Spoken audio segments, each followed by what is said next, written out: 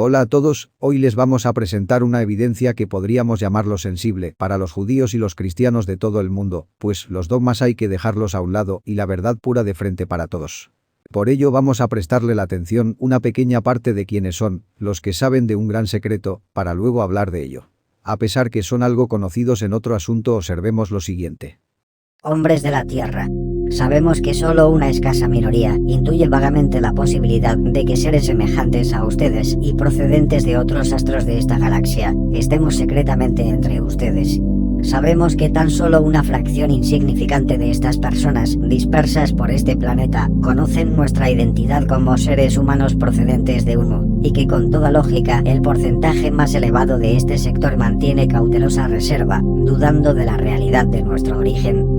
No nos ha traído hasta ustedes más que el interés de analizar la civilización de ustedes y las características geológicas de lo que nosotros denominamos Oyaga, planeta Tierra, estructuras biológicas terrestres y psicología de la sociedad. En el año terrestre 1950, marzo, arribamos a este Oyaga, astro frío. Unos 2 años antes, años terrestres, captamos una débil señal en frecuencia 413,44 megaciclos que no logramos decodificar.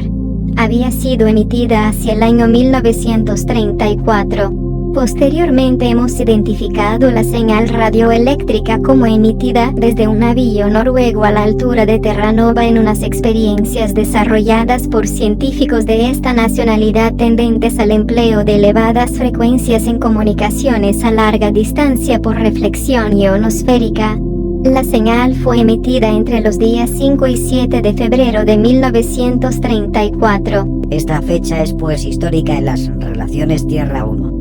Tenemos copias de los radiogramas emitidos, obtenidos por nuestros hermanos en Alemania que se desplazaron hasta Bergen con este fin, y por supuesto, la grabación de las señales en Morse que resultaron entonces ininteligibles para nosotros, pues nuestros técnicos creyeron que se trataría de un código de numeración binaria, punto igual 0, raya igual 1 o viceversa. Les asombrará a ustedes saber que la duración de la fracción de radiograma captado fue de 2,2 UW, unos 6,8 minutos, que bastaron para identificar sobre coordenadas galácticas la posición del sistema solar, a nuestros técnicos, que bautizaron entonces al astro del cual procedía aquella señal con el nombre de Ga cuadrado, puesto que la gráfica obtenida con la señal recordaba la ecuación analítica que expresa el área de esta figura geométrica. Solo al llegar hasta ustedes pudimos comprobar que la denominación Oyaga, astro frío de cuadrado, era falsamente evocadora, puesto que la naturaleza del mensaje no era precisamente matemática. Queda así contestada la pregunta de M. Theodore de Polk de Pittsburgh, Estados Unidos, referente al origen de nuestra llegada a este planeta. Algunos de ustedes, en nuestras conversaciones telefónicas, insisten en solicitar de nosotros la presentación oficial ante los gobiernos del planeta. M. Pierre Palissy Oran, Argelia, nos sugiere incluso que enviemos nuestros discos voladores para exterminar al gobierno comunista chino. Comprenderá M. Palissy que, mostrándonos respetuosos de todos modos con su interesante iniciativa, no podemos realizar sus deseos por diversas razones que le exponemos. En primer lugar, nuestros OOLEA, o discos volantes como usted los llama, no pueden llegar a nuestro capricho hasta... Por otra parte, aunque reconocemos que ese estado terrestre está manteniendo una línea política un tanto agresiva, no estamos tan seguros de que realmente constituya una amenaza inminente para ustedes. El pueblo chino atraviesa en estos momentos una crisis muy interesante que, si ustedes no estuviesen polarizados políticamente por ciertos prejuicios, valorarían en su justo nivel. Ni la Unión Soviética ni Estados Unidos consentirán que el desarrollo de esa nación se oriente hacia el objetivo bélico. En parecidos términos, contestamos a José Fari de BRNO, Checoslovaquia, que nos pregunta si podríamos emplear nuestras armas para derribar a los regímenes totalitarios de Portugal, España y Sudáfrica. No es nuestra intención, pues, actuar como policía internacional terrestre. Repetimos que nuestra pasiva misión de estudio y análisis nos lo veda. Son varias las razones que nos impulsan a permanecer ocultos, y desde luego, entre ellas no se cuenta el temor a una posible reacción agresiva de los hombres de la Tierra. Repetimos hasta la saciedad que no tenemos interés en ser creídos. Alguno de ustedes nos repite que debemos presentar pruebas. Ignoramos todavía lo que ustedes quieren expresar ingenuamente. Son varias las ideas técnicas que hemos puesto al alcance de ustedes y pese a todos los técnicos que las recibieron las atribuyeron a científicos excéntricos. Aquellas personas que postulan tocar tales pruebas con las manos no se dan cuenta que su postura es tan intelectual como la de un campesino que dudase de la realidad del hacer porque no ha tenido jamás uno de estos equipos en sus manos. Pero les reiteramos una vez más que respetamos su incredulidad.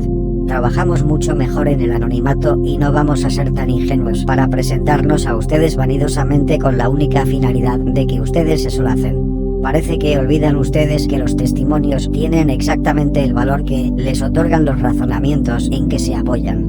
Si las ideas que hasta la fecha les hemos brindado no las entienden o desprecian, harán bien en no creernos.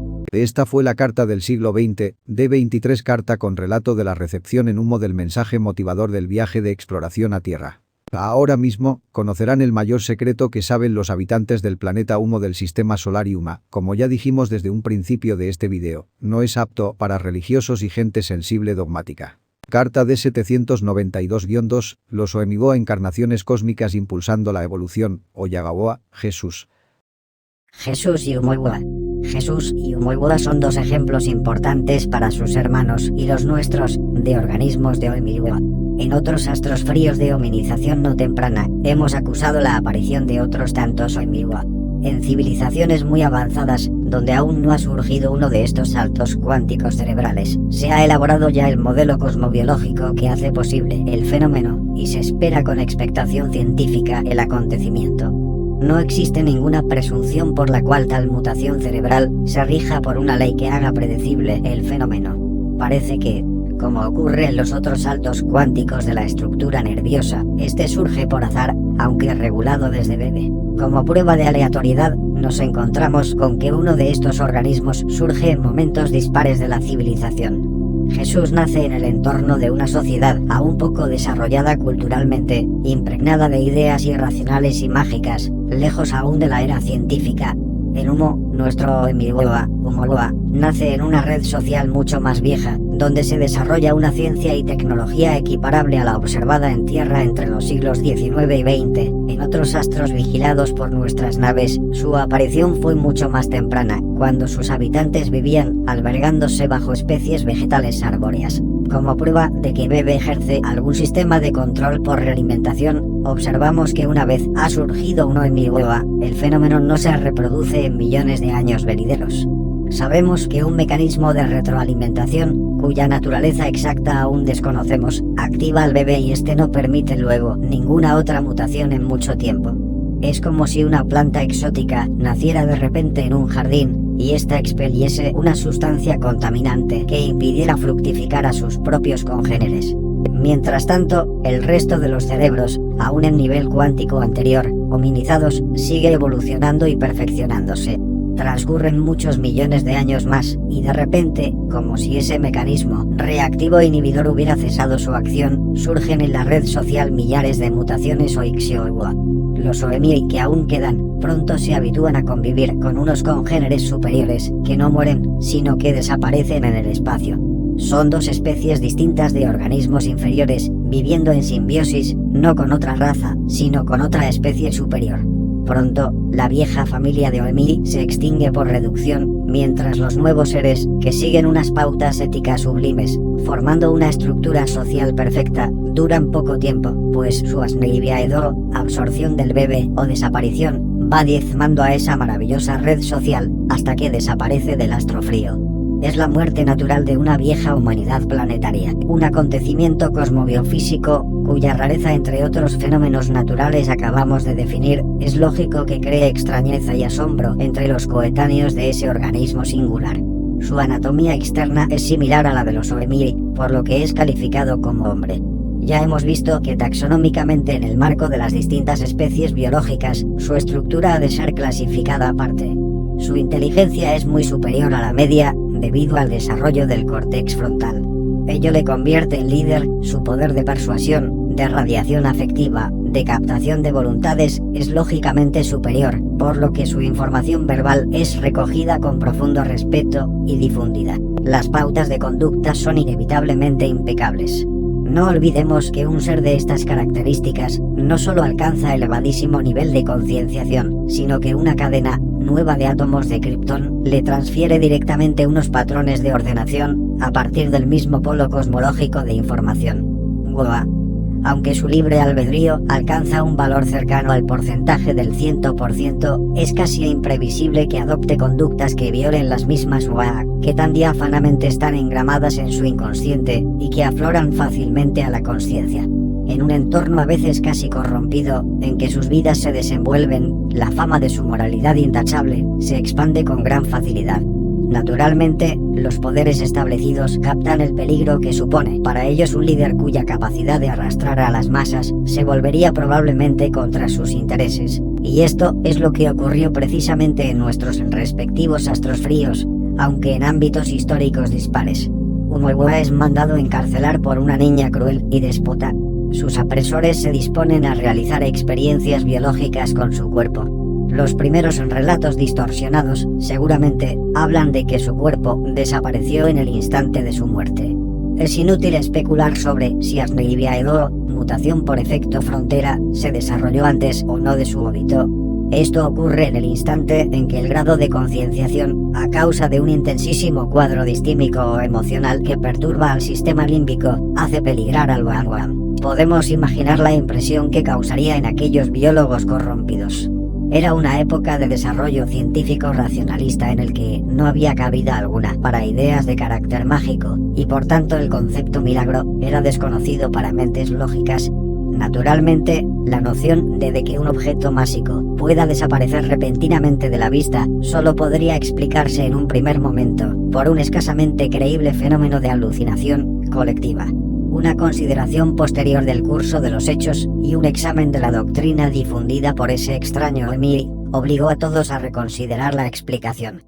Aunque la noción que se tenía de Goa no era tan mítica como la que teólogos de Oyaga sustentan, la idea de un ser divino había prendido en muchos cerebros. Aquello parecía una prueba directa de la intervención de un ser supremo, y esta fe contribuyó a la difusión de unas UA, por otra parte imprescindibles para el funcionamiento de una red social. Observen ustedes cómo Bebe en una maniobra que podríamos calificar de genial, se vale de unos mecanismos psicosociales de exaltación sugestiva para cumplir su fin último. Naturalmente, cuando vinimos a Oyaga, mis hermanos, una vez superadas las barreras idiomáticas, y cuando pudieron orientarse mediante esquemas más y más diáfanos en torno a su acervo cultural, focalizaron inmediatamente la figura extraña de Jesús de Galilea. Por supuesto, les había llamado la atención otros hermanos suyos, generadores de religiones, algunas como la hinduista, con mayor riqueza filosófico-doctrinal que la cristiana. Fue muy importante para nosotros el estudio de Sócrates, de Buda, de Confucio, de Mahoma. El paralelismo con Umuegua en Jesús era impresionante tras una primera lectura de los textos del Nuevo Testamento, pero existían elementos históricos sociales que no encajaban. La vida de Jesús aparecía en el contexto de esos libros, plagada de contradicciones y errores históricos. Por otra parte, era imposible encontrar en el reducido conjunto de historiadores de esa época alusiones a la imagen vivencial de Jesús de Galilea. Pronto descubrimos también que la breve cita sobre Cristo del historiador Josefo es una descarada interpolación realizada, en copias posteriores, por los mismos fanáticos cristianos. Josefo ignoraba o despreciaba a esta figura judía. 3 de mis hermanos, Oaro 4 hijo de Yewixi 48, Yugo una hija de Ain 368 y Adá 66 horas de Adá 65, viajan a Israel y Egipto, y luego a Jordania, para captar información. Con técnicas urologro, pudieron localizar y desenterrar importantísimos documentos plasmados en rollos metálicos e inscripciones sobre piedra y arcilla, que junto a otra información arqueológica recuperada por ustedes, nos ha permitido reconstruir parte de esta apasionante etapa de la historia de ustedes. Los documentos arqueológicos captados en Oyaga obran en nuestro poder en humo. Los devolveremos a Oyaga en futura etapa de la evolución cultural de ustedes. Jesús nace en Galilea, no en Belén. sino a unos 12 kilómetros del emplazamiento de la posterior localidad de Nazaret, en el año 8 de la era, llamada por ustedes cristiana, no por tanto en el año primero, año 0. Sus padres eran pastores nómadas, trashumantes, y su lugar de nacimiento fue una modesta tienda.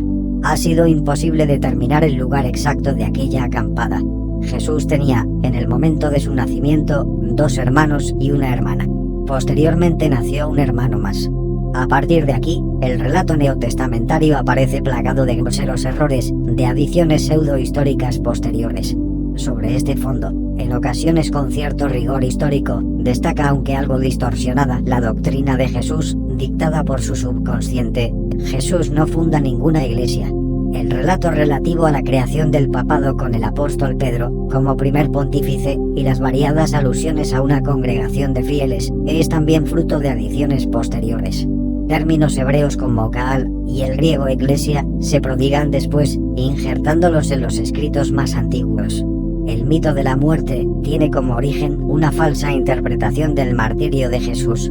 Es totalmente cierto que este Oemigoa es sometido al tormento de la crucifixión, aunque también las crónicas neotestamentarias sobre la persecución de Jesús están sensiblemente deformadas hasta convertirse en una leyenda, pero Jesús no muere.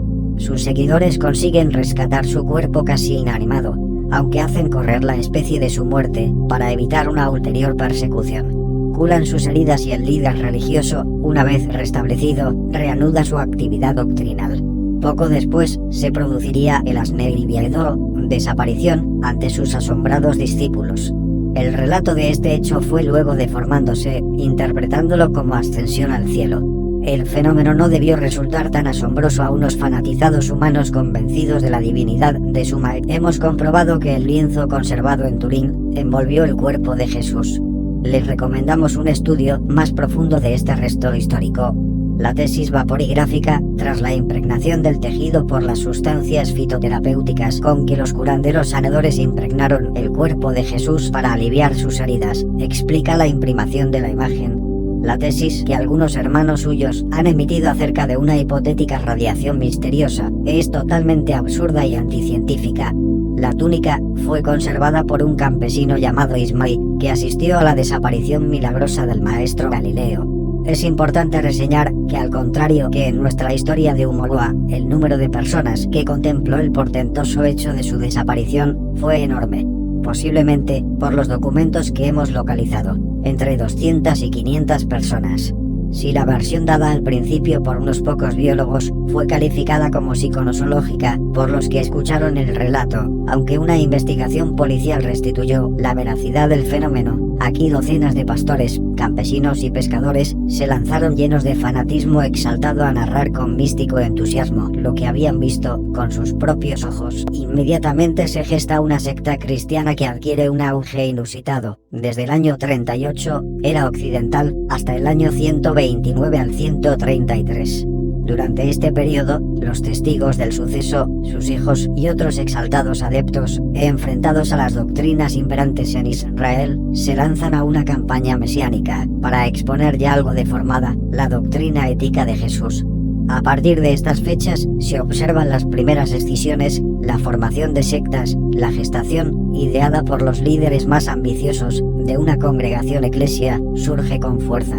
Jesús en vida había frecuentado la amistad con personas relevantes que lideraban las asambleas o sinagogas. No olviden que en Judea los prohombres más adinerados estaban integrados en la casta sacerdotal, es decir, los jerarcas del sumo sacerdocio del templo. El flujo dinerario era inmenso, procedente de donativos de los judíos y de los impuestos religiosos. De este modo, el Sanedrín contaba con un poder secreto que se extendía a todos los ámbitos de Judea. Algunos de estos prohombres se habían convertido en seguidores secretos de Jesús y pudieron asistir al prodigio de su desaparición. Ellos manipularon con sus cuantiosos bienes económicos la gestación de tales sectas y a través de sus hijos y nietos. En principio surgen dos grupos importantes. Uno procedente de sectores judíos minoritarios y otros de redes sociales palestinas, aunque en cierto modo vinculadas también al judaísmo. Nace también un grupo esenio que distorsiona fuertemente la doctrina. Un papel relevante en fechas posteriores lo tuvieron los descendientes de una secta que abrazó una forma de vida monástica formada por algunos amigos de Jesús y que vivían en cuevas cerca de Jerusalén. Las discrepancias sobre el significado de las ideas de Jesús se hacen cada vez más tensas. Tan solo un recuerdo común unía a aquellos hombres. Sus padres o abuelos habían visto el prodigioso milagro de un maestro divino que se hizo repentinamente transparente. El germen de la idea eclesial aparece precisamente reconducido por grupo monacal de Jerusalén, fuertemente jerarquizado. Entre ellos había antiguos discípulos de otro emir histórico, aunque también su historia está deformada, Juan el Bautizador. Estos discípulos mixtos imponen el llamado sacramento del bautismo. Es esta misma secta la que crea el mito de los 12 apóstoles. No porque ellos no existieran, en realidad esos apóstoles eran algunos más de los seguidores de Jesús, mas al adscribirse al grupo de anacoretas, se arrogaron un protagonismo que no tuvieron en realidad. Ellos serían los Elim, los líderes de la nueva congregación jerarquizada. Alrededor de Esteban, uno de los líderes de otra secta, los llamados helenistas, se aglutinan judíos muy cultos que abrazan la doctrina ya muy adulterada de Jesús. El conflicto entre estos y el viejo grupo monacal se hace muy grave. Los primeros partían del principio de que era necesario sufrir persecución y martirio, como Jesús. Su dialéctica era más rica, eran hombres más inteligentes que los monacales. Los celotas tuvieron con ellos agrias disputas que degeneraron en reyertas sangrientas. Esteban fue bárbaramente asesinado. Le extirparon en vida los genitales, le arrancaron los ojos y le abrieron el abdomen. Luego, la versión de los restantes sectarios fue que Esteban había sido simplemente ejecutado. El resto de los partidarios huyó hacia Samaria. Los helenistas siguieron expandiéndose por el litoral mediterráneo, por Siria, Fenicia. Se forman congregaciones eclesiales siguiendo esta línea teológica, compitiendo con el esfuerzo de los monacales que en principio habían sido capitaneados por los 12 apóstoles. Sobresalía, en la persecución de los helenistas, un oscuro emir llamado Pablo de Tarse. En principio había estado adherido a los celotas. Luego los traicionó y estos juraron matarlo. Un helenista llamado Thais le inició en los misterios de la doctrina de Jesús. Thais había asistido también a la desaparición o ascensión al cielo. Tras su integración en el grupo, viaja a Siria para crear nuevos grupos, nuevas iglesias. En estas comunidades se potenciaba un intenso respeto a la libertad de los adeptos. Son desconocidas la jerarquización rígida y las normas severas que han de regir en siglos posteriores las comunidades más esclerotizadas. Se exhorta a los fieles a regular sus actos en función de la divina enseñanza de Jesús para que no viole gravemente el derecho de los seres más débiles. Aquí, la verdadera Uah surge con toda su pureza. Hacia el año 49, los celotas provocan graves disturbios en Jerusalén. El origen de la revuelta hay que centrarlo en que una mujer joven celota, una tal de Hifa Odiva, fue bárbaramente violada por un soldado de Roma. La rebelión se extiende por toda Palestina. Roma sofoca a los rebeldes, ocupando al fin Jerusalén y destruyendo el templo. Las sectas cristianas se ven gravemente afectadas en esta época. Posteriormente muere Santiago y la secta de Jerusalén se dispersa. Hacia el año 72, esta ha sufrido un notable descenso de su vieja influencia. Mientras tanto, los grupos helenísticos van reforzándose.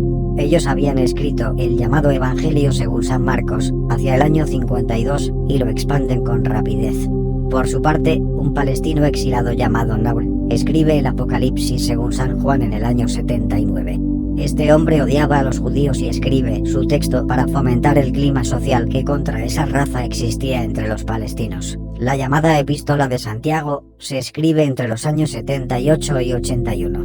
Podemos revelarles que tampoco está escrita por Santiago. Es obra de dos autores, uno de los cuales se llama Daniel, el judío. Ambos, cristianos que se esfuerzan con su texto a traer hacia el cristianismo a los judíos dispersos tras la destrucción del templo de Jerusalén. El Evangelio según San Mateo es redactado en el año 82, permanece inédito 2 años y vuelto a escribir corregido en el año 84 por un reducido grupo de jerarcas en una comunidad de Siria, ubicada en Antioquía. La historia del Evangelio de San Juan es más compleja. Es precisamente Juan quien relata la agonía de Jesús y su vida, tal como él la conocía a través de versiones adulteradas de otros discípulos de Jesús, como la ha vivido él mismo, a varios adeptos de la comunidad de Esmirna. Estos recogen los relatos mentalmente y redactan el Evangelio, que no dan a conocer sino tras sucesivos retoques posteriores. El Evangelio tarda en tomar su forma definitiva 2 años y 5 meses. Y comienza su texto hacia el año 90. Los cristianos en el último periodo del siglo I se reunían en las viviendas de los más relevantes líderes de las sectas. Allí celebraban cenas colectivas en recuerdo del Maestro Jesús, donde se leían relatos de su muerte. Esta costumbre fue ritualizándose hasta que en el primer cuarto del siglo II, hacia el año 118, aparece ya conformado como sacramento de la Eucaristía. Los ancianos se encargaban de un culto que, para entonces, estaba ya ritualizado e incluso codificado en algunas comunidades. Los episcopos se encargaban de administrar los bienes procedentes de un fondo común de los congregantes. Al final, estos se hicieron con el control de las comunidades. El periodo que media entre los años 170 y 243 se caracteriza por el surgimiento de la institución Iglesia. Los episcopos comprenden que es preciso unir a las comunidades dispersas bajo un control común y una codificación uniforme de la doctrina, que hasta entonces era expuesta de una forma anárquica por cada una de las congregaciones independientes. Pero no todos los grupos se muestran conformes con esta fusión. En realidad, la llamada secta cristiana está extendida en multitud de pequeños grupos, algunos de los cuales, siguiendo una línea de pensamiento ecléctico, mezclan doctrinas procedentes de la mitología romana y griega con el cristianismo, cuando no se produce una extraña simbiosis de ideas judías, egipcias y cristianas.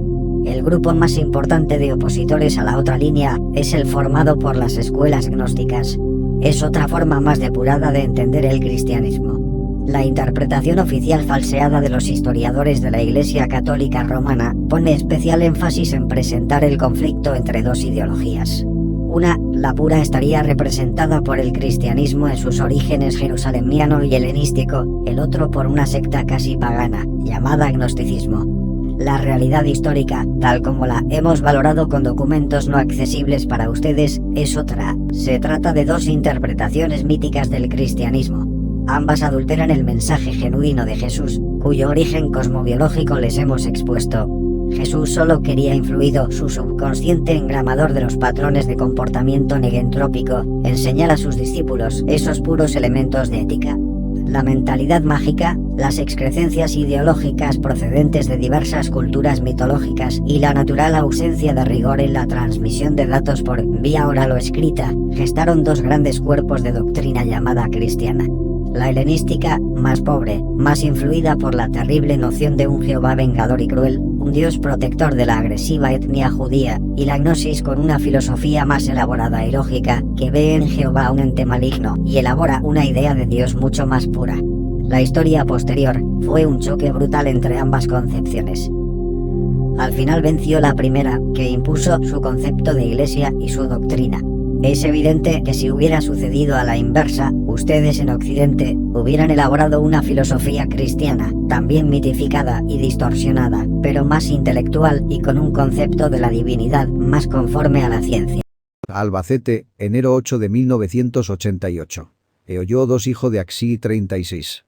Recibida por JB 20 de enero de 1988, abierto el 24 de enero de 1988, notas sobre Jesús y Umoa. Aunque la información que nos ha llegado acerca de Umoa es más precisa y fidedigna que la poseída por ustedes acerca de Oyagawa Jesús, nos resentimos de una importante carencia de datos acerca de su vida, debido en parte a que los sicarios de la joven jefe de Estado de la época ordenó destruir casi toda la documentación que pudieron encontrar acerca de aquel excepcional homínido. Es preciso aludir a la cruel dictadura de una niña, hoy una hija de OUA3, con escasa edad, se hace cargo del poder al fallecimiento de su madre y 456 hija de Naa 312. Esta se había proclamado reina absoluta de Umo, tras dar espantosa muerte a 9 jerarcas, que junto con otros 3 representantes, gobernaban sabiamente la red social. Ella era una fanática de la investigación científica. Su cultura no era excesiva, pero sentía respetuoso temor y entusiasmo ante el progreso. En su fastuosa vivienda, se rodeó de investigadores e hizo que muchos aposentos fueran destinados a ser convertidos en laboratorios. Muchas mañanas acudía sigilosamente, sin compañía de sus policías, a las estancias excavadas en la roca, y si no veía actividad, ordenaba ejecutar a los científicos y colaboradores responsables. Ella tuvo una brillante, aunque distorsionada idea cosmológica, que en parte ha confirmado la ciencia, aunque en su estructura resulta falaz. Hizo escribir que los creadores del universo son los Oemi. Cuando uno de ellos formula una ley física, la está creando en ese instante. No es precisamente así, pero su dogma sirvió mucho después para descubrir la acción modeladora del cerebro pensante sobre WAM, el antropoteísmo, orientado a creer que la red social de Humo es el mismo Dios creador del universo, y que en el cuerpo de ella se alberga el encéfalo de Goa. Se presentaba al pie de un volcán, subida y sentada entre las ramas de un ixxiso, especie arbórea muy frondosa, y hacía venir a contemplar su infantil figura a cientos de miles de súbditos, que debían presentarse ante ella desnudos, y con la cabeza y rostro impregnados de yogi, una sustancia gelatinosa que producía escozor en la epidermis. Los sirvientes de su cuerpo eran todos humanos dedicados a la ciencia. Era un honor ponerle la túnica de color naranja, símbolo de su poder, o introducir en su boca el Ekisu, un largo tubo flexible por el que succionaba los zumos. Su egolatría llegó a un límite. Proyecta un grandioso plan de industrialización, tendente a dotar de energía procedente de Yuma, Sol, para la producción de bienes de producción, e ingentes cantidades de instrumental para la investigación, en diversas áreas de la físico-biología. Uno de estos seres desgraciados fue un Moa, mezclado entre multitud de varones, y mujeres, y destinado a trabajar en la construcción de una gigantesca planta solar, en la inmensa llanura de Seiyu. Ellos tenían que excavar largas y enormes franjas de sección parabólica, que recubiertas de metal especular, sirvieran para concentrar los rayos de Yuma y producir energía por convección. Nada se sabe acerca de los progenitores de Oumuamua. La policía destruyó posteriormente todos los archivos que aludiesen a su familia. Referencias indirectas de seguidores coetáneos de su doctrina aluden a que su padre era ingeniero especializado en dispositivos de iluminación, y su madre profesora de zoología, o tal vez de biología general. Parece que tenía una hermana que fue destinada como él a una planta de obtención de sus bloques porosos para almacenar líquidos, pero su hermano no volvió a contactar con sus familiares tras la brutal separación. Parece que su padre se llamaba Soayi 41 hijo de... Pero lo más sorprendente es que ignoramos el verdadero nombre de Oumuamua. Se le atribuyen varios, sin auténtico rigor histórico. Sus seguidores estaban tan convencidos acerca de su divinidad que le llamaban simplemente Oumuamua. Como los trabajadores esclavos perdían oficialmente su nombre, solo nos ha llegado que el número grabado en la epidermis de su frente y nalgas era el número decimal.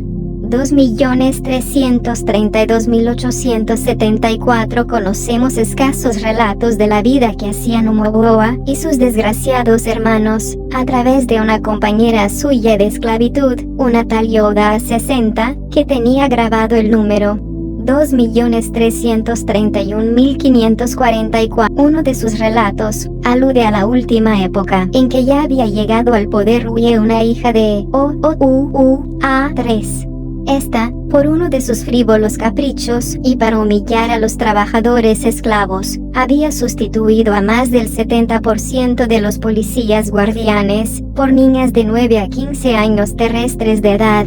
Una tarde estaban trabajando juntos Umoboa y Yoda a 60, colocando grandes láminas metálicas curvadas sobre las zanjas parabólicas, cuando la niña que los vigilaba tuvo un deseo sexual y pidió a Yoda, mujer que entonces tendría unos 26 años terrestres de edad, que se postrase ante ella y le realizase caricias linguales. La trabajadora, sumisa, hizo lo que se le pedía. Una negativa hubiera supuesto la muerte, acompañada de horribles torturas.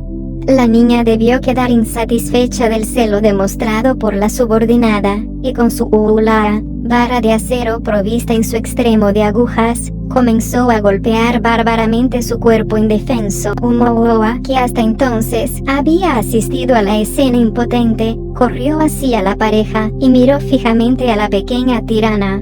Este gesto era inadmisible en aquella época, en que mirar a un superior estaba considerado como algo nefando y repulsivo, pero en aquellas circunstancias fijar la vista en el vigilante reportaba también la muerte. La jovencita no pudo resistir la mirada de su esclavo, tiró la ulaa y corrió a esconderse detrás de otros trabajadores. Esta niña se convertiría días después en una fiel seguidora de Umoboa. Y 456 muere asesinada en circunstancias aún no aclaradas por nuestros expertos en historia. La versión más probable es que una profesora de técnica de mezclado de perfumes, Iari Keayi, Goexo 87, hija de Goexo 82, en venganza por haber sido castigada introduciéndole las nalgas en agua hirviendo, colocó un explosivo en el Esabii, aposento de baños. Al menos se aportaron falsas o reales pruebas de su complot. La única víctima fue la tía. Le sucedió una débil niña, su hija Oye-1, que pronto manifestó unos rasgos patológicos centrados en su crueldad, que superó en mucho los de su progenitora. Su refinamiento en hacer sufrir a los súbditos esclavos superó todo lo imaginable en Umo. Primero ordenó que sus heces fecales fueran ingeridas por todos sus súbditos como signo de sumisión. Sus tutores, aterrorizados por la imprevisible reacción de la niña si se oponían a sus deseos, le hicieron ver con explicaciones sencillas que era imposible conseguir que una masa fecal tan reducida pudiera distribuirse a millones de habitantes del astro frío. Tuvo que reunirse una comisión de servidores intelectuales para buscar una solución al problema, pues ella amenazaba con realizar un espantoso genocidio, dejando con vida tan solo a quienes tuvieran la fortuna de sumir su excremento. Al fin se encontró la solución que la satisfazó. Las heces de sus servidores, agentes policiales, jerarcas locales y toda la estructura social rectora de la red social de Umo fueron mezcladas con una disolución de gradación infinitesimal en ingentes cantidades de agua de las deposiciones de la tirana. Las órdenes dictadas para cumplir esta exigencia generaron múltiples revueltas entre los trabajadores esclavos, muchos de los cuales eran brillantes científicos. La brutal policía ahogó la sublevación, matando a millares de inocentes, sumergiendo sus cabezas en estiércol de animales. Las ondas de la sublevación también llegaron al Valle Sesiyu, y la policía se aprestó a reprimirla. Umoboa gozaba de un gran ascendiente moral, no solo entre aquellos obreros siervos, sino entre los mismos guardianes. Él mismo arrebató un amplificador fónico a uno de los sicarios, e impuso silencio al numeroso grupo de Oemi que le escuchaba. Sus sublimes palabras aplacaron las reacciones emocionales de odio. Los siervos acataron las órdenes imperiales de mascar cada 12 días las humilladoras heces, y los jerarcas y vigilantes decidieron un pacto de silencio para olvidar las provocaciones e incumplir las órdenes de ejecución y tortura que les habían dictado. Umoboa se rodeaba todas las noches de cientos de Oemi, entre los que se mezclaban incluso vigilantes y dirigentes del campo, que recogían con unción cada tawa, máxima moral, que salía de su órgano de fonación. Umoboa, si hemos de aceptar el testimonio de algunos de sus oyentes, hablaba con tono persuasivo. En aquella época, La proporción de Oemi que gozaba de facultades fonoemisivas era mucho más alto que hoy, y Umowoa no tenía atrofiadas sus cuerdas vocales. Por entonces comenzaba a desarrollarse la facultad de emitir un doble mensaje en la verbalización, pero el segundo era más pobre, aunque dotado de ricos matices emocionales. Umowoa apenas utilizaba sus normales facultades de transmisión, que ustedes denominan telepáticas. Umowoa escribió el famoso Oaboxi en láminas transparentes. Desgraciadamente, tras su detención, los policías se apoderaron del original y copias, y cuando Oye-1 ordenó destruir todo lo que aludiera a Umowoa, su texto se perdió para siempre. Yoda 60 relata que el texto estaba ilustrado con bellos esquemas de lo que debiera ser un sistema de relaciones morales entre los Oemi del vasto continente de Umo. Pero nos ha llegado su voz a través de bandas de Suro, banda capaz de grabar ópticamente el sonido, paradójicamente conservadas por una de las jovencísimas vigilantes que se negó a seguir las estrictas órdenes de destrucción. Pasado algún tiempo, la fama de Umowoa llegó a la misma niña Oye-1 a través de su temible red de vigilantes espías. Oye-1, por entonces, había sustituido gran parte de los adultos guardianes por niñas aproximadamente de su edad. El adiestramiento a que las sometieron las convirtieron en más crueles que los hombres. Oye-1 intentaba crear una terrible estructura teocrática en la que ella se arrogaba la función de Woa, Dios, en una concepción mítica en que la jerarquía estaría integrada por niñas de su edad. Los puestos subalternos serían concedidos a las y los exterminados, a excepción de unos cuantos esclavos mentales. Pero las fluctuaciones de emotividad en aquella jovencita neuronosada impedían toda planificación coherente de aquel monstruoso plan genocida. Bastaba que alguna de sus siervas cometiese un fallo para, tras castigarla bárbaramente, apurarse en dictar crueles leyes contra la mujer. Su famosa instrucción que obligaba a todas las de Umo a quedar forzosamente embarazadas, eliminando a las estériles, fue dictada por Ojilla, jerarca suprema de Umo. Cuando ya a 63, una de las siervas destinadas a beber la micción de su ama suprema, derramó unas gotas del líquido, manchando los muslos de la Ojilla. Se crean agudas tensiones entre las nuevas y brutales jóvenes guardianas y los agentes varones que aún quedan en el valle. Estos últimos, fieles a Umowoa. Uno de estos advierte al sublime maestro que se han dictado órdenes de conducirle hasta la niña gobernadora de la región para interrogarle mediante tortura. Umowoa huye del valle, pero los vigilantes adultos son reducidos y torturados. Para no comprometer a esos infelices Oemi, aquel Oemi-Woa se presenta voluntariamente a las autoridades de su zona. Oye-1 tuvo noticia de su detención a través del Ibayani, canal informativo consistente en postes que emitían y decodificaban luz modulada. Eran altos cilindros de una aleación de cromo que actuaban como relevadores de señales luminosas. La historia relata que la niña se encontraba en el recinto de Yaikeayi, arte de aromatizar, con sus siervas. Dando un grito ululante de alegría, dio inmediatamente orden de que lo desollaran vivo, para hacer investigaciones biológicas con su cuerpo. Los últimos días de su vida, Umowoa emitió sus Tao a sus seguidores, por emisión de Waneaoyoyo, telepatía. Su fin lo conocen ustedes a través de un documento que les enviamos tiempo atrás. Las ideas cosmofilosóficas de aquella época estaban relativamente desarrolladas. No existía ningún cuerpo doctrinal que ustedes pudieran identificar con una religión. Mas, se tenía de Woa un concepto que, presumiblemente, podría asociarse a la idea de Dios de muchos teólogos escolásticos de Oyaga. Woa era generador de leyes. Woa no era eterno, según esa vieja versión. Había nacido, se había desarrollado hasta alcanzar una inteligencia absoluta, en cuyo punto había dictado sus leyes, haciendo realidad.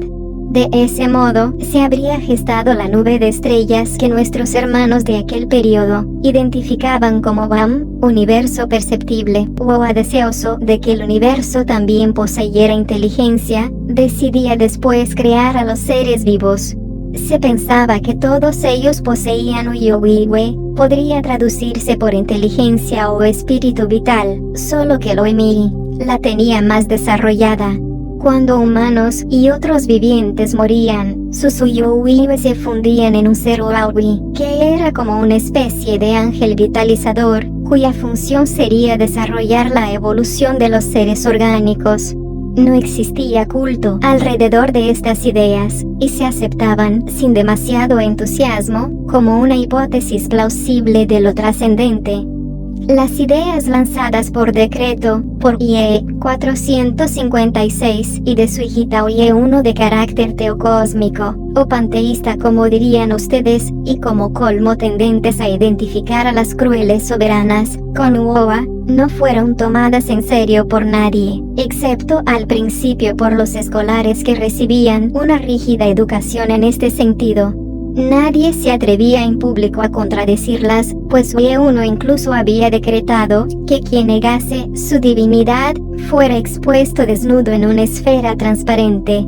Por otra parte, no existían precedentes de Oemiri que se hubieran atrevido a identificarse con Uoa. Nuestros antepasados, al conocer el sorprendente hecho taumatúrgico, para ellos, de la desaparición de Uoa, pensaron que Uoa se había encarnado para contradecir la blasfema afirmación de las dos tiranas. Muchas de las vivencias de Jesús relatadas en el contexto neotestamentario son puras leyendas, cuando no versiones débilmente reflejadas y fuertemente dislocadas de la realidad. El intenso impacto que generó su repentina desaparición rodeó de un halo sobrenatural su vida, y las ondas de este halo iluminaron vulgares aspectos de su paso por las tierras palestinas, convirtiéndolos en eventos maravillosos. Por ejemplo, la versión de que había muerto se difundió a propósito para eludir la persecución de las autoridades, pero relatada en sucesivas versiones por los apologistas, se convirtió en una milagrosa resurrección. Muchas de estas primeras comunidades cristianas eran un modelo maravilloso de red social, fundamentado en patrones morales. Se mantenía una comunidad de bienes, y los miembros, teniendo siempre presente la imagen venerada del sublime Maestro Jesús, llevaban a la práctica sus elevadas enseñanzas. No importaba que la doctrina estuviera viciada ya por una mitificación histórica de la vida del Maestro. Lo importante es que se practicaba entre ellos un régimen de vida que, por los datos que poseemos, se asemejaba a las bases éticas que rigen las costumbres de nuestro homo. Por ello nos ha resultado grandiosamente seductor el estilo de la civilización occidental de Oyaga. No era porque en su seno se fraguó el racionalismo científico a partir de las formas de pensamiento helenas, ni porque como consecuencia las naciones de ese área hayan alcanzado un nivel de bienestar económico acordes con la tecnificación consecuente y su mentalidad planificadora. Tampoco por sus formas de ideología religiosa. En realidad, la religión estructurada en el cristianismo presenta una teología mucho menos imaginativa que el hinduismo, el budismo y otras exóticas formas del pensamiento. ¿Cuál es, por tanto, la razón de que en principio decantásemos nuestro interés hacia ese segmento de la red social? Simplemente, los todavía incomprensibles contrastes que se podrían calificar de brutales, observados en el seno de las comunidades con religión de origen judeocristiano. Si nos circunscribimos al catolicismo, resulta desconcertante analizar cómo han coexistido en el Oemiri, cuyas normas de conducta se han regido por la más sublimada ley moral, capaces de entregar su vida en servicio de sus hermanos, con sus más fanáticos hermanos, que en nombre de Jesús han llegado a los límites de crueldad más abyecta. No es un secreto para ustedes que en el marco de esa religión institucionalizada, las páginas de su historia están impregnadas de sangre y sufrimiento, para los que no pensaban como ellos, y de bondad y caridad. ustedes dirían que el catolicismo es una saga de demonios y ángeles. Un estudio hecho por nosotros arroja un balance muy negativo. El fenómeno eclesial ha hecho más daño que bien a la humanidad de hoy. Ha frenado el desarrollo de la ciencia y de la cultura, ha yugulado el ansia de emancipación de las condiciones de pobreza y no es necesario que les recordemos muchas páginas negras. En sus primeros tiempos, las comunidades de algunas ciudades eran un auténtico modelo de comportamiento ético, y cristianos de muchos grupos sufrieron terrible persecución, torturas inhumanas, dando testimonio honesto por su fe. Pero el constantinismo aniquiló los últimos vestigios de una red social fundamentada en principios comunitarios y éticos. Lo más grave no es que se estructurase bajo el mito del primado de Pedro, jerarquizando su organización y conformando su doctrina por medio de dogmas. Lo que verdaderamente corrompió a la Iglesia fue el poder temporal y las ideas paranoicas de sus jerarcas y teólogos. El viejo mito del demonio, plagiado desde las páginas bíblicas de otras religiones ancestrales de Oyagaa, fue asumido con gran intensidad por los pensadores de esta institución, pues les permitía justificar cualquier nefanda conducta. Así se persigue a pobres mujeres en número de varios millares, acusándolas de cohabitar con Satán, en una persecución nauseabunda que se reparte en católicos y protestantes cristianos durante los siglos más negros de su historia. Todos los asesinatos cometidos por los fanáticos, Noche de San Bartolomé, asesinatos de la Gironda, genocidio del sacerdote Antepalevic en colaboración con los nazis, muerte de Giordano Bruno, torturas y crímenes franquistas españoles, torturas horribles de los militares argentinos apoyados por la jerarquía católica, han sido justificados por la moral de la Iglesia, bajo la base de que las víctimas trataban, en colaboración con fuerzas inspiradas por el poder diabólico, de subvertir el orden establecido.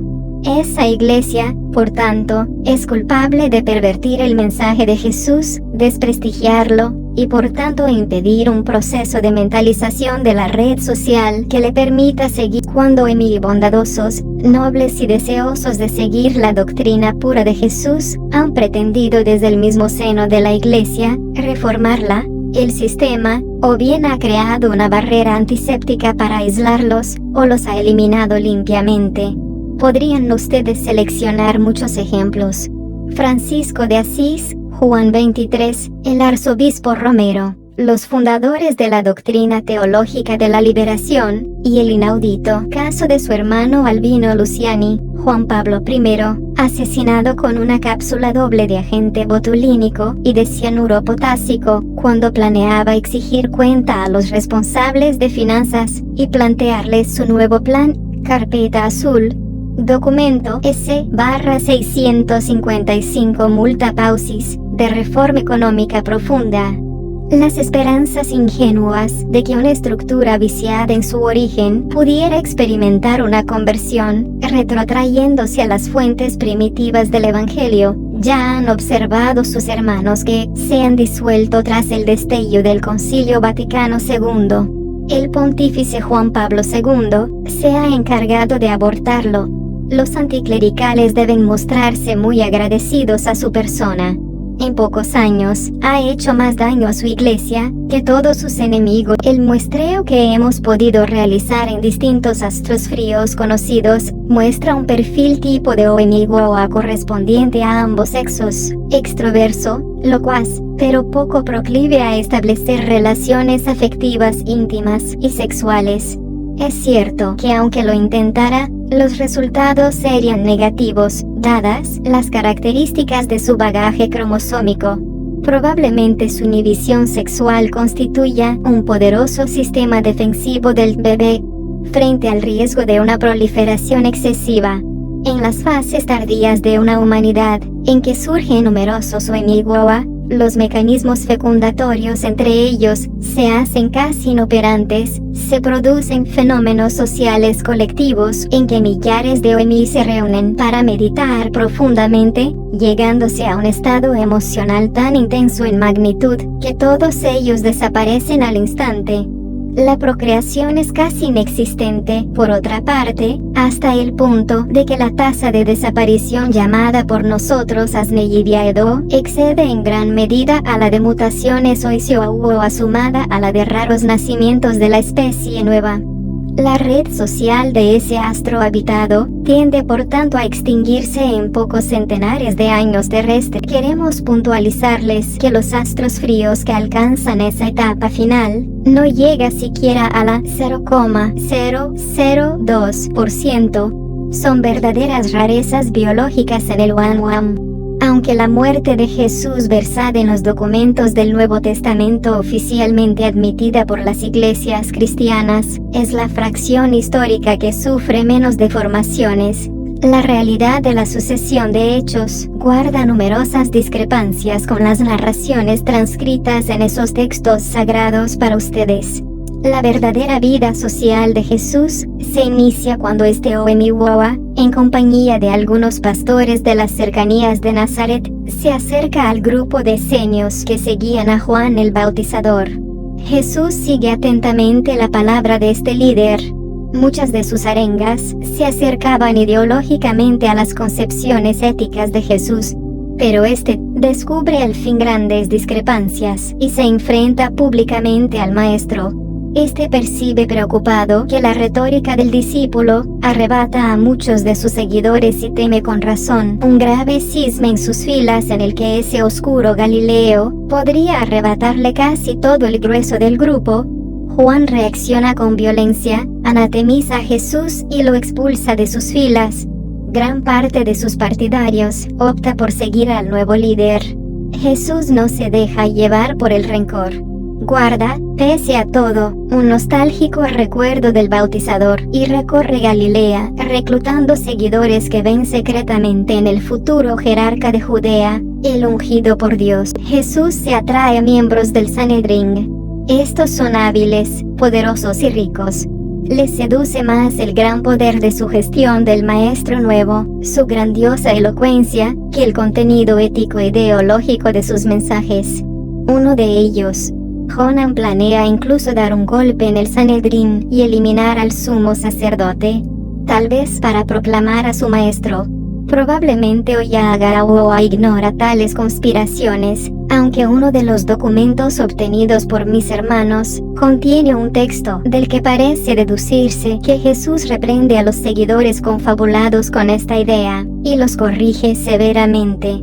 Pero los rumores de que Jesús es considerado como Mesías, el ungido como futuro rey judío, inquietan a los jerarcas. La noticia de que en las filas de sus seguidores se gesta un complot los alarma plenamente.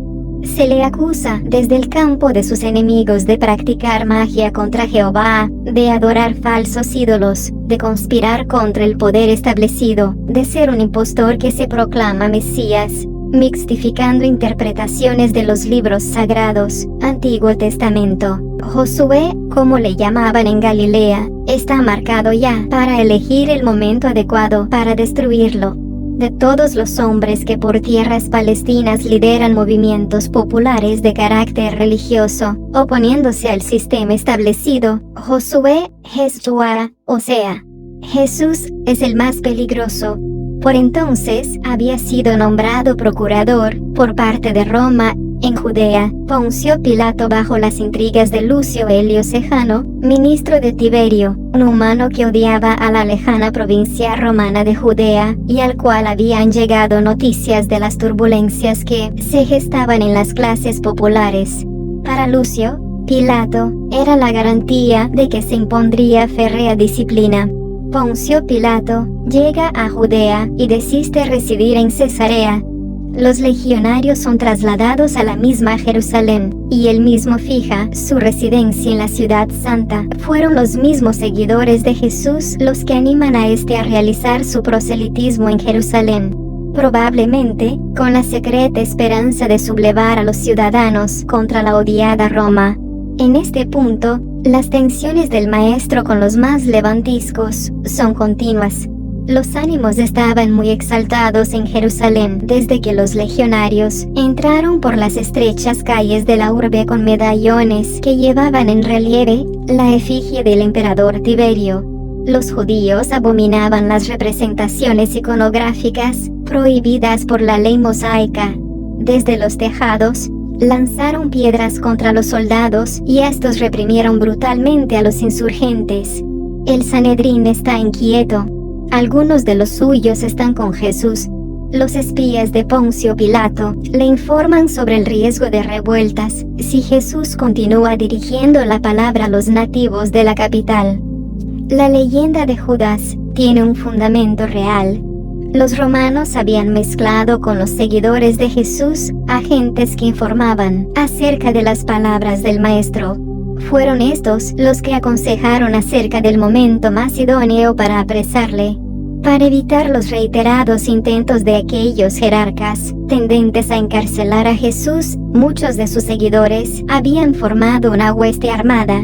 Jesús se presentaba en olor de multitud en sus espirituales arengas, y las autoridades temían graves desórdenes si en esas circunstancias procedieran a su detención. No parece tener el menor fundamento histórico el episodio del huerto de Getsemaní, que es una adición posterior al relato neotestamentario. Tampoco los documentos en nuestro poder se ponen de acuerdo sobre las circunstancias de este apresamiento. El texto más fiable escrito por uno de sus numerosos adeptos, un tal Joram, describe a su maestro como rodeado de 18 seguidores, entre hombres y mujeres, en casa de uno de los miembros del Sanedrín, discípulo suyo, de nombre Sacar, o tal vez este fuera hijo del consejero. Es inmediatamente después de la comida de la tarde, cuando legionarios de Roma, enviados allí por la información de los agentes traidores a Jesús, proceden a su detención. Sacar acompaña a Jesús. Las órdenes estrictas son entregarlo a la autoridad religiosa judía. Sacar y otros consejeros del Sanedrín discuten violentamente con sus compañeros. La escisión del consejo amenaza con fisurar gravemente la autoridad religiosa que rige el templo. Es precisamente lo que desea Poncio Pilato en su estrategia de dividir a los judíos. El sumo sacerdote prevé el peligro y ordena entregar a la autoridad romana al reo, para desembarazarse de un hombre cuya sola presencia amenaza resquebrajar la endeble estructura judía. Poncio desea humillar a Jesús ante el pueblo de Jerusalén, demostrarles que no es el Mesías, el enviado de Dios. Comienza por castrarlo, cauterizando después la herida. Son legionarios romanos los que se encargan de las torturas del reo.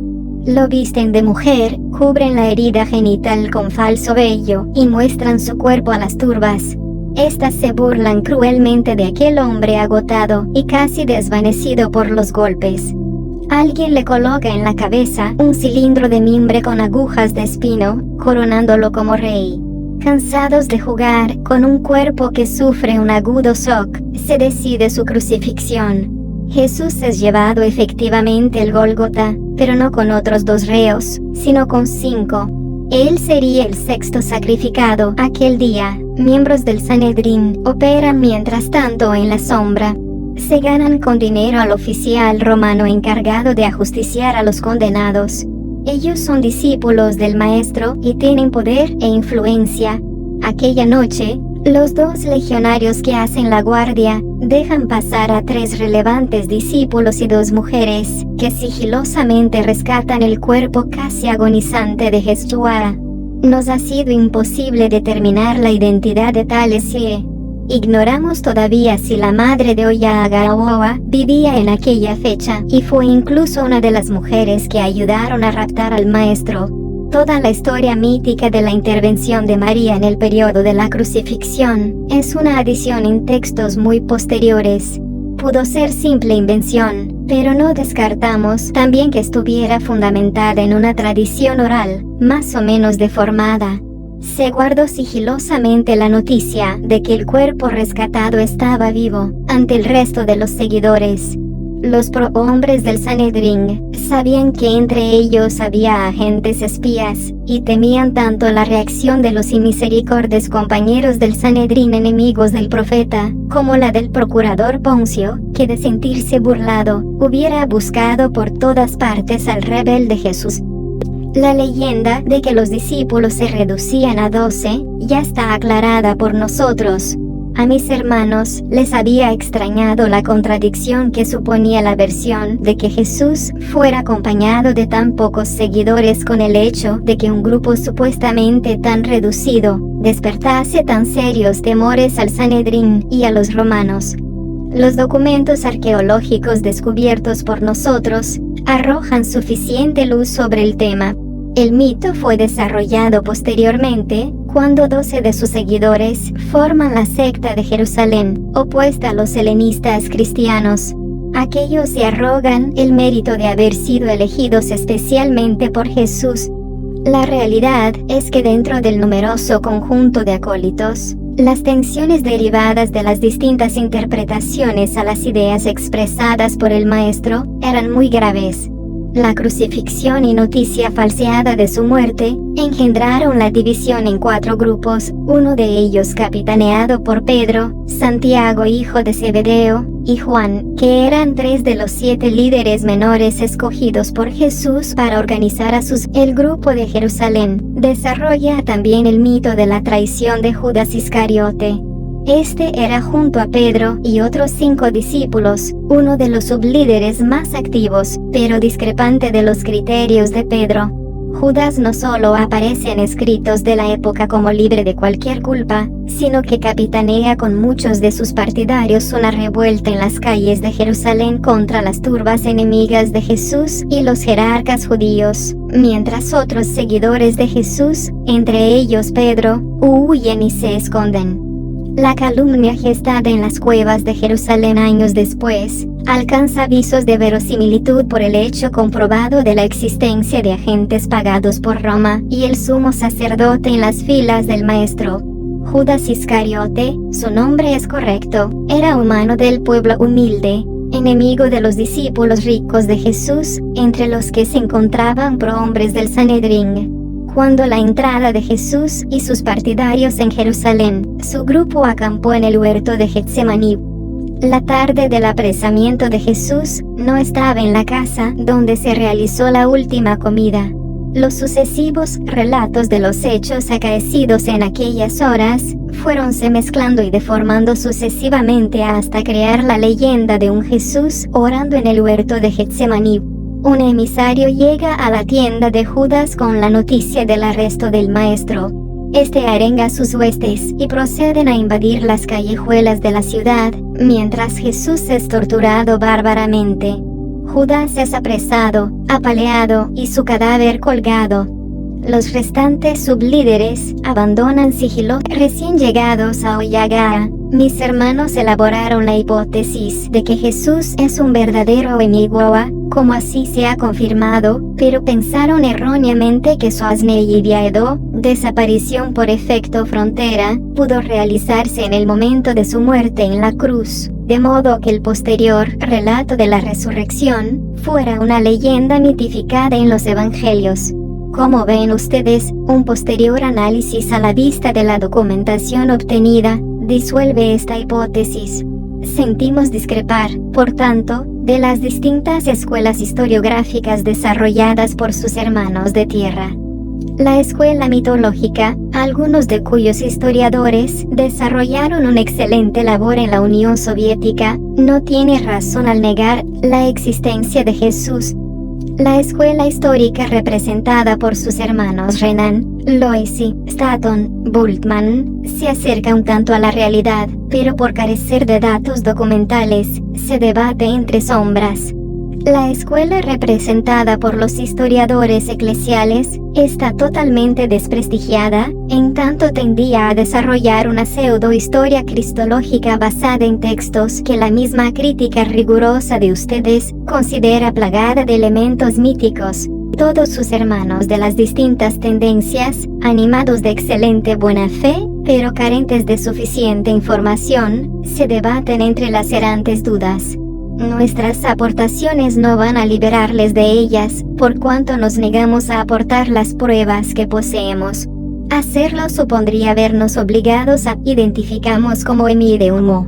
Aunque el entorno ideológico de aquellos humanos estaba plagado de ideas supersticiosas sobre los poderes mágicos de profetas y brujos, las gentes no alcanzaban a observar en la práctica más que ingenuas suertes de elemental ilusionismo.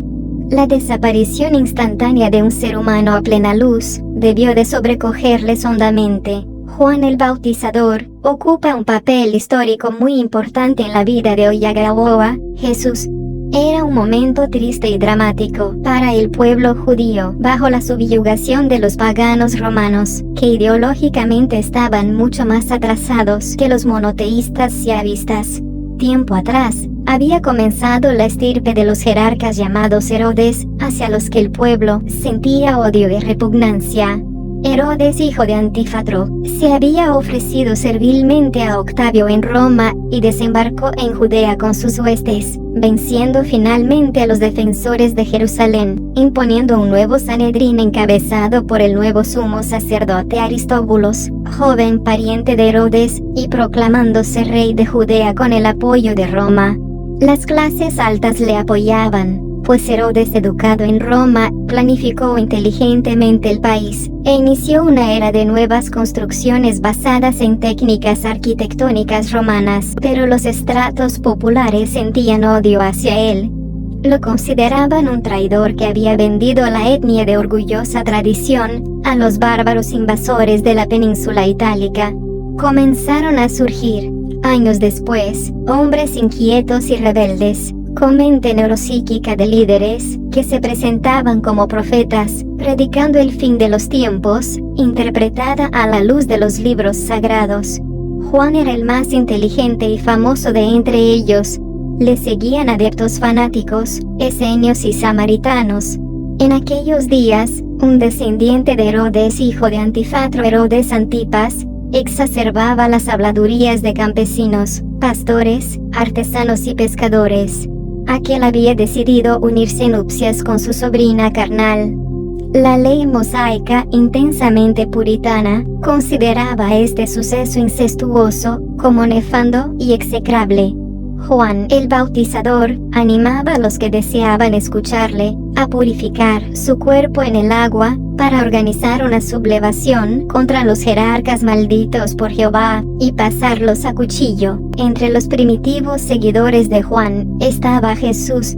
Este se había sentido seducido por las ideas más puras predicadas por su maestro, que exhortaban a un regreso hacia una vida más pura y una interpretación fiel hacia la ley mosaica. Jesús era un ser mucho más inteligente que Juan, dotado de una capacidad persuasiva más potente. Muchos de los adeptos del maestro focalizaron su atención hacia el joven sublíder. Jesús se opuso públicamente a Juan cuando éste comienza a predicar el asesinato de Herodes y demás jerarcas judíos. Juan reacciona, expulsándolo de sus filas, y Jesús se lleva con él a muchísimos adeptos. Como podrán notar, estos extraterrestres procedentes del sistema solar Yuma, del planeta Humo cerca de la constelación de Virgo, no sabían de la existencia de nuestra especie humana de la Tierra del sistema solar terrestre, solo hasta el siglo XX, cuando detectaron nuestras señales que salían de la Tierra, en especial una que ellos detectaron. Después de que detectaron nuestras señales, vinieron a la Tierra para saber cómo éramos, estudiar nuestras costumbres, culturas, ecosistemas, tecnología, pero lo que más les llamó la atención es la diversidad de creencias o religiones de nuestro planeta, y en especial les llamó la atención sobre el origen del cristianismo y judaísmo, ya que las enseñanzas de Jesús eran casi o similares a sus enseñanzas de su planeta de origen Humo. Los humitas, al estudiar el cristianismo, el judaísmo y la existencia de la Iglesia Católica Romana, vieron algo que no encajaba bien, ya que ellos notaron que hay distorsiones históricas y enseñanzas erradas sobre Jesús. Vieron que, debido a ello, nuestra sociedad, o como ellos lo llaman la red social de la Tierra, siguió evolucionando erróneamente en ciertos aspectos, pero no en todo. Inclusive, compararon con lo sucedido en Humo, ya que ellos también tuvieron un maestro espiritual que, en vez de vivir en una sociedad preindustrial y pre-war, vivió en una sociedad tecnológica y espacialmente avanzada, con un contexto histórico diferente a lo que vivió Jesús en el siglo I. Los sumitas en el siglo XX prácticamente descubrieron muchas verdades que el ser humano de la Tierra en siglos anteriores quería mantener en secreto, tanto así que en sus descubrimientos que hicieron en Medio Oriente encontraron más evidencias como era en realidad las enseñanzas de Jesús y lo que vivió en carne propia en el planeta Tierra del siglo I. Por último, como ya notaron, ellos mencionan que se llevaron unos escritos encontrados sobre Jesús y lo vivido realmente a su planeta de origen Humo y prometieron regresar esos escritos cuando la humanidad en el planeta Tierra hayan avanzando, moralmente, como una sola civilización unificada. Ciudadanos y ciudadanas de todos los pueblos y naciones de la Tierra, pidamos al Vaticano no guardar más secretos de siglos pasados y de acontecimientos ocurridos como en el caso de Jesús. También llegó la hora de que el Vaticano pida perdón a nivel mundial por todos esos errores y horrores que ellos mismos iniciaron o ayudaron por el mundo a lo largo de varios siglos. Ya es hora de un despertar de conciencia, moral y espiritual para toda la humanidad.